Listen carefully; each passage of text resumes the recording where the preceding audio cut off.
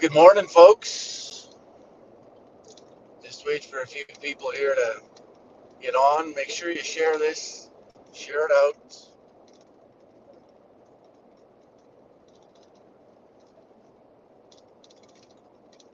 Share, share, share.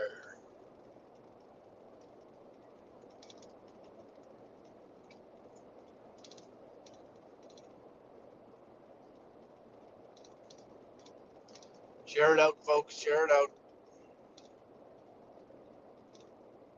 I'm really seriously shadow banned, so make sure you share this out. Bust through that shadow ban if you can.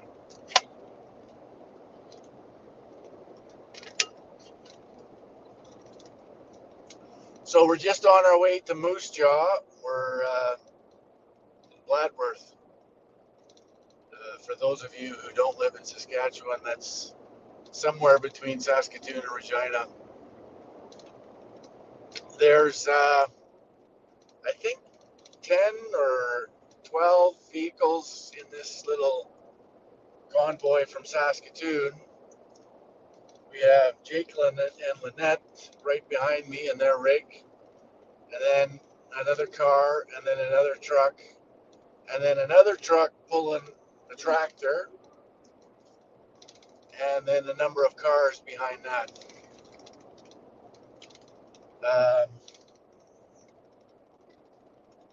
I know that there's a lot of folks that, times are tough, and to load up and head down to Moose Jaw from places like North Battleford or Prince Albert or Saskatoon even is kind of tough. So I know there's one happening in Saskatoon. They're meeting at the Flying J at, I think right now, 10 o'clock, and they're heading out from the Flying J at 11. So good on them. We're hoping to see a big crew down here in Moose Jaw. There's another event in North Battleford. There's another one Dallin is putting together up in Yorkton. So we'll see. We'll see how, again, we're a little different situation here in Canada. Even in Saskatchewan, the Dutch have it a little easier because they got just a tiny little country and everyone can converge on one place pretty easily. I think you can fit 5 Netherlands in the province of Saskatchewan. So to give you an idea, anybody outside of Saskatchewan or Canada that's watching, that's what we're dealing with. So it's not easy for us to congregate in one place. So there will be a number of these events throughout the province and around the country. I see that Ron Clark out of Alberta put together a good one this morning already. They're moving and gaining some steam and some traction, so that's good. Good work, Ron. I haven't seen any updates from BC yet, so we'll stay tuned. And there's a whole ton of them. I don't know if you guys saw all the flyers, but I mean, it's happening everywhere. So it should be an interesting day. Um,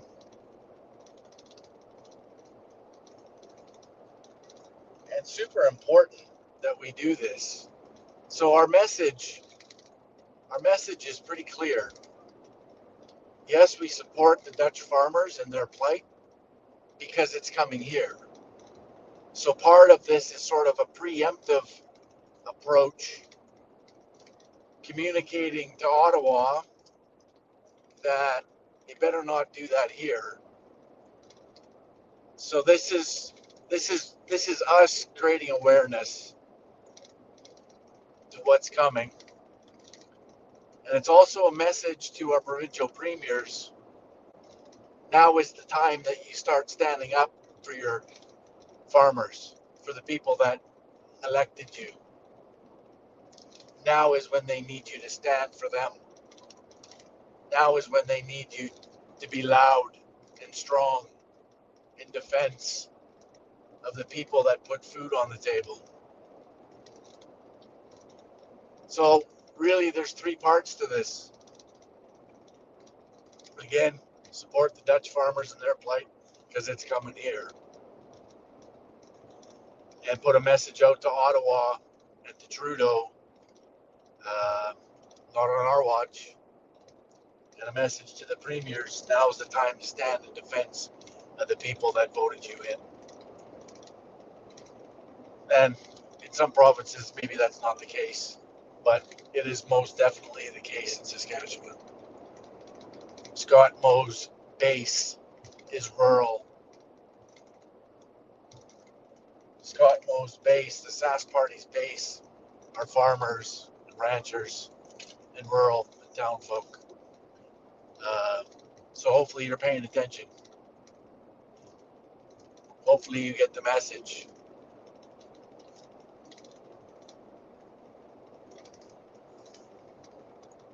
Sorry guys, I don't have my glasses. I forgot them in my other truck. So I can't even read the comments because I'm old. But I'm also driving, so I can't spend a lot of time dealing with comments anyway. I don't have any navigator or co-pilot on this trip, so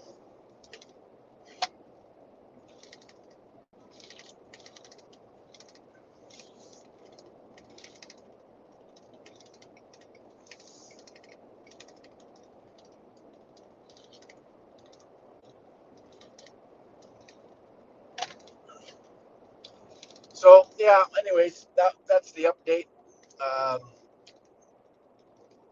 Like I said, a little convoy coming from Saskatoon. We'll be in Moose Jaw probably, I don't know, somewhere between 11:15 and 11:30, and hope to see you all there. And to the rest of the country, have a great day. This is a one-day thing.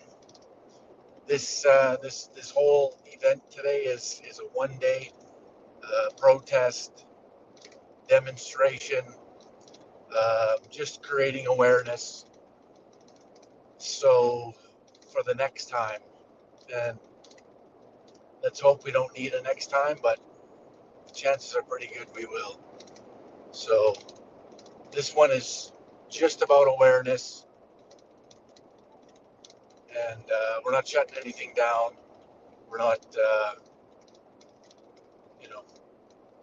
doing anything like that. This is sheerly about creating awareness, and it's showing our support for the Dutch and letting Ottawa know don't do it here, and motivating our provincial premiers to start defending the livelihoods of our farmers and ranchers.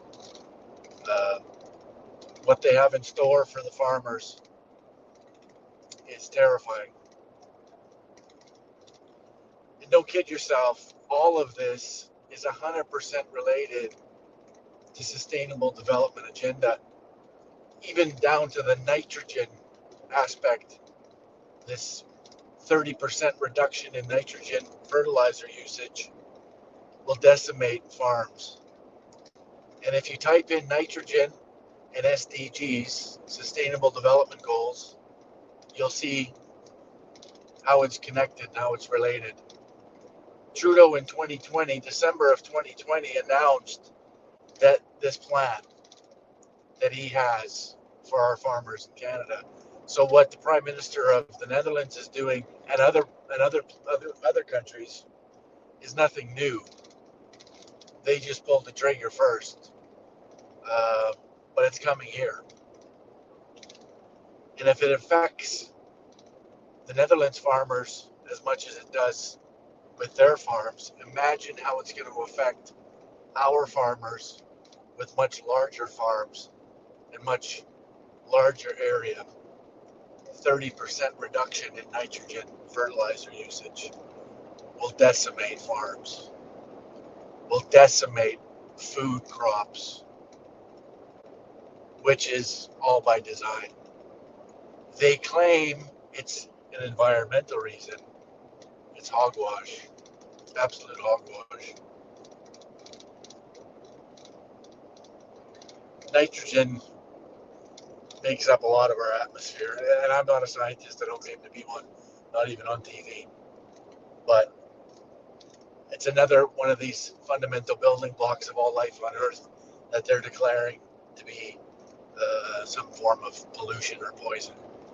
And it really isn't.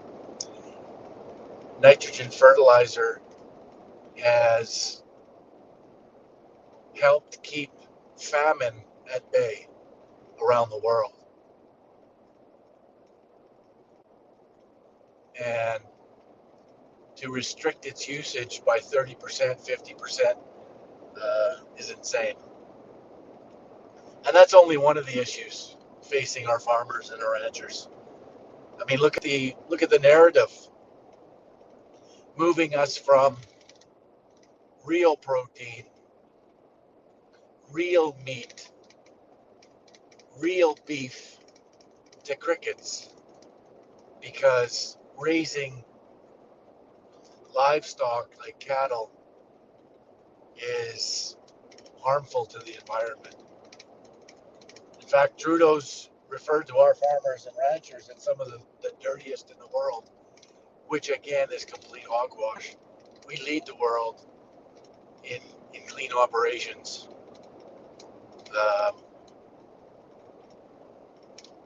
And if you look at our practices, I mean, it's the same as energy, right? He's attacking our energy industry. He's decimated our energy industry. And we're one of the cleanest energy industries on the planet. We only contribute 1.6% CO2 in the atmosphere, another fundamental building block of all life on Earth. CO2, carbon, two oxygens. It's not poison, it's not pollution, it's plant food. I talk about this in our presentation in our town halls, that CO2 is plant food. Plants love it. We learned this in grade 8 science. Photosynthesis, converting CO2 to oxygen so we can all survive and live on this planet. Trees love CO2, absolutely love it. In fact, there was a study that came out of the Lancet 18 months ago where they brought together a research group. I don't know how many millions they spent on it. They could have just called me, I would have told them. They're trying to figure out why the Earth, the planet, has greened so much in the last decade. And as I said, they could have called me. I'm an arborist. I understand how trees work. I would have told them there's more CO2 in the atmosphere, which is greening the planet. It's plant food. And so the researchers came back and reported exactly that. That because of the higher amounts of CO2 in the atmosphere, and that's negligible, an increase from somewhere between 400 to 500 parts per million, which is quite small historically speaking. We could use much more of it. Anyways, they determined because of that higher level of CO2 in the atmosphere, there's more greening, there's more vegetation, and so there you are. CO2 is plant food. If you talk to greenhouse operators, they'll tell you they pump in 2,500 parts per million into their greenhouses to encourage plant growth. So again, this whole narrative that farmers are dirty runs in line with that same narrative. It's all fear mongering, all of it, and it's bullshit. It's all about control. It's all about hoarding resources, food resources, energy resources. It's all about controlling those resources from a hyper-centralized globalist position. That's what this all is. The whole agenda is controlling all aspects of your life. Look at the agenda, all the 17 goals. It's all about control. They want to control every aspect of your life because they think that they're better than the rest of us useless eaters. So we have to stand. So we have to push back like other countries are. We have to reject this agenda. We have to vigorously and vehemently oppose this agenda. And that's what today is about. It's today is only about creating awareness. If we need to do it again, we will, much bigger and much stronger. I'm hoping that today's big enough that we don't have to, that we set the tone, that we get our message out there, we raise enough awareness not to screw with our farmers and our food and our ranchers. I mean, just a simple thing like CO2.